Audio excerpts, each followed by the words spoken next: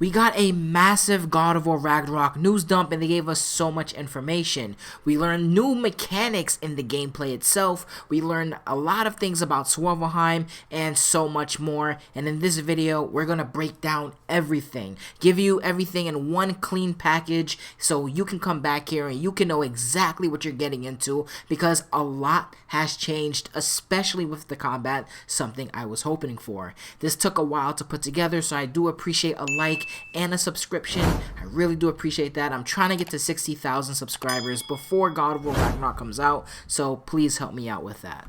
Without further ado, let's get into the breakdown. So how we're going to do this is we're going to talk about the gameplay first, we're going to talk about the world of Svartalfheim, and then we're going to some other things that you should know.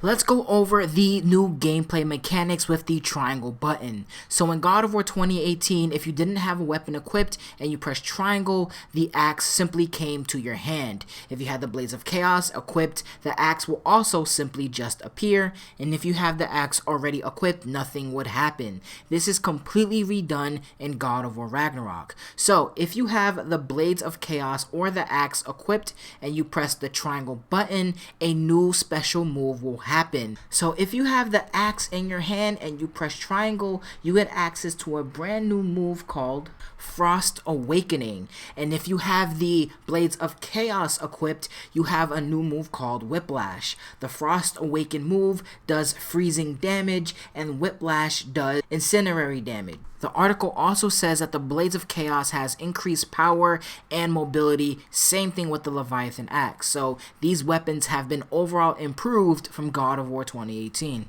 Next up, we have something that I am really excited for, my stream got really excited for, was the two different shields that they introduced. You have the Dauntless Shield, and then you also have the Stonewall Shield, and each of them have their own separate abilities. The Dauntless Shield is all about Twitch reactions. If by parrying at the last moment, Kratos' shield will glow red. So you actually get to store that parry though. You don't get to use it right away. And at any moment, you can use a devastating smash that tosses and stuns enemies. On the opposite side though, the Stonewall Shield cannot actually parry. However, the more you block with the shield, the more energy is absorbed, and once it's fully charged, you can actually use that shield to deal damage by slamming the ground and knocking anything off their feet and pretty much getting your enemies off balance. However, these shields will have a downside to them. The example they gave was the Stonewall Shield. As I just said, the more you block, the more energy is stored up and that you can use. However, if you're blocking way too much and you have too much energy absorbed, Kratos will enter this burnout-like state. They said that if you enter this state, his blocking will become ineffective. Now, I don't know if that means you can't block, or if you do block still after you reach this burnout-like state, you'll take damage still. I know a lot of other games do that. When you block, you still take some damage. So perhaps that's what's happening here. If you don't use up that energy that you stored, your blocking will be ineffective, whatever the word ineffective actually means. They said that there will be many shields in the game and all of them will have their side effects and special effects. Let me know right now, what will you use? Will you go the Dauntless route with parries, or will you go the tank route with the Stonewall Shield to block everything? Again, the Stonewall Shield cannot parry moves, so let me know what you all think.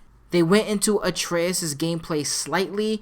They said that Atreus is constantly moving more and that he's hitting enemies, stunning them more. So he's much more improved from God of War 2018, which makes sense. He's more older and more powerful. Atreus will also have a new type of arrows called Sonic Arrows. What these arrows do is that they simply lock enemies in place. So with electric arrows and magic arrows, he now has access to Sonic Arrows. And I'm sure they're going to have their own upgrade path like the other two.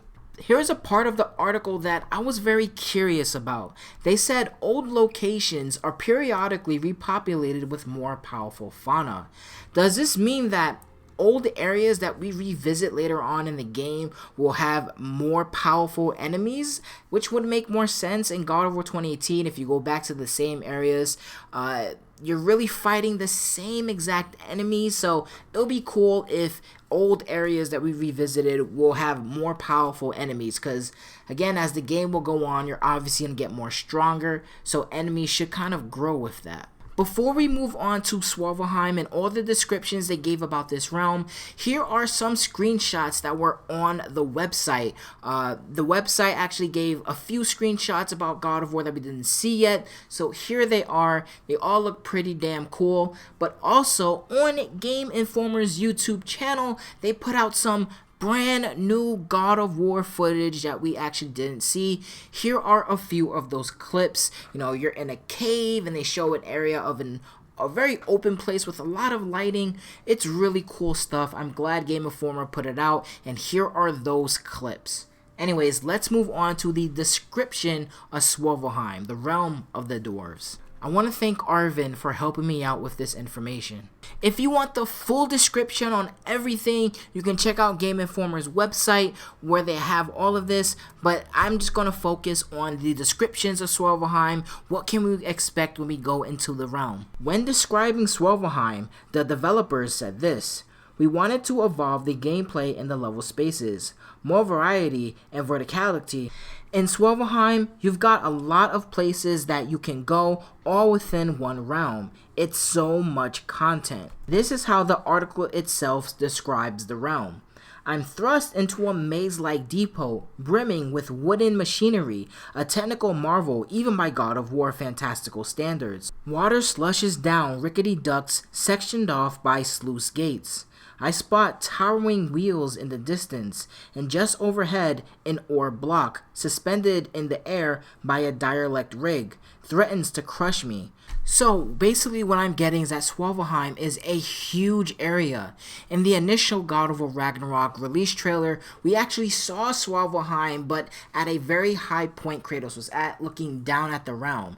And oh my gosh, I am convinced that we get to go anywhere that we actually saw in that trailer. As you're looking at now, this is what it looked like in the trailer, and you see that it's really massive, and I really do think that we get to travel everywhere. Everywhere we see is an open sandbox. Honestly, at this point, I'm starting to think that every single realm is the size of God of War 2018's Lake of Nine. It's really that expansive by the sound of it. Next, I just want to say some things that I found interesting in these articles. Water on the right side. These are called grimes or grims, whatever pronunciation they decide to go for. So pretty cool, I think. These grime enemies have another version of themselves called cursed grimes. Grimes use toxic attacks, so look out for that status effect.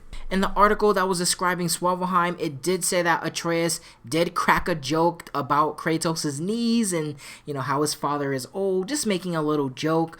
This kind of reminds me of the book Lore and Legends, when Atreus would say that Kratos' soup needs some salt, or kind of insult it, and that's the only time Kratos will once again call Atreus boy. So you see this little friendship growing between Kratos and Atreus, and you just love to see it. There's going to be a massive amount of accessibility options, and the woman who's behind this is actually incredible. You can follow her over on Twitter. There'll be a link in the description to her Twitter. She is doing some fantastic work. We already saw a glimpse of it in the past. You can check out that video on my channel, but she's doing amazing work. That is going to be it for this video. I really do appreciate it. Again, I appreciate the like, I appreciate the subscription, and that's it for this video. I hope I entertained you. I'm going to be out of here. Thank you guys and girls for listening. Deuces.